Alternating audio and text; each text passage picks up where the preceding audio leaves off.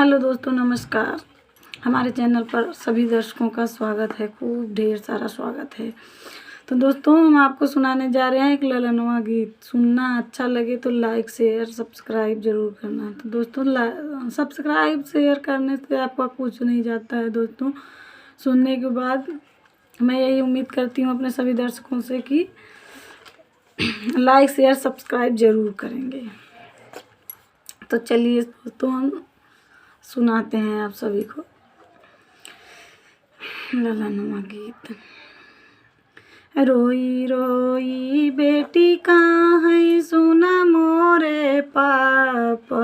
रे रोई रोई बेटी कहाँ है, सुना मोरे पापा। रे ई कैसन रीतियारी वजरे ललनवा।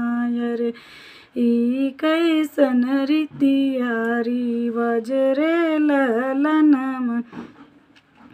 एकई कोखिया में दुनो जाने जनमे। अरे एकई कोखिया में दुनो जाने जनमे। अरे एक बहिनी एक भाई रे ललनवा। अरे एक बहिनी एक भाई रे ललनवा। भैया के जन्मे से बाजला बधैया। रे भैया के जन्मे से बाजला बधैया। रे बेटी के भय मन उदास रे ललनवा। रे बेटी के भय मन उदास रे ललनवा। बेटा का रखा बाबा अपनी बकरिया। अरे बेटा का रखा बाबा अपनी बकरिया। अरे बेटी पठाया दूरी देश रे ललनवा। रे बेटी पठाया दूरी देश रे ललनवा। काहे के मोरे पापा ऐसन दोई नीतिया। रे काहे के मोरे पापा ऐसन दोई नीतिया। अरे काहे बाटे ऐसन भेद भाव रे ललनवा।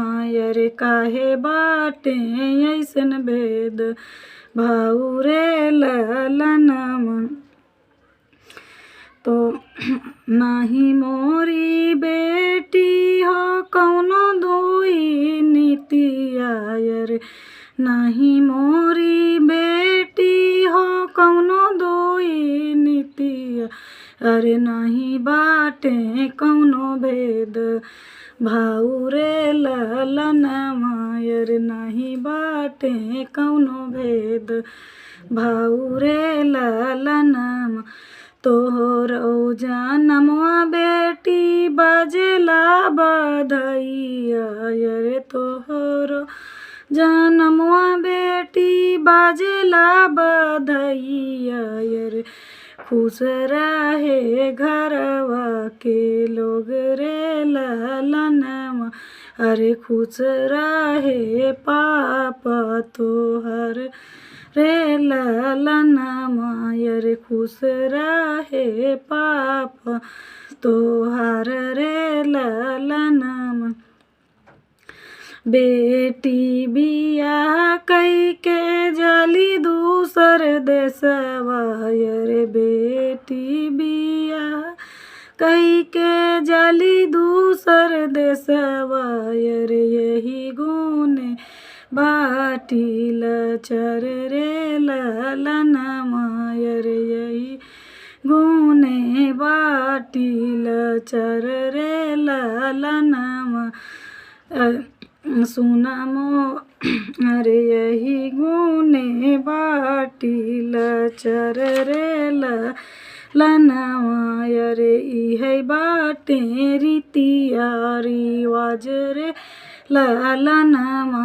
रे यही बाटे रीतिया रिवज रे ललन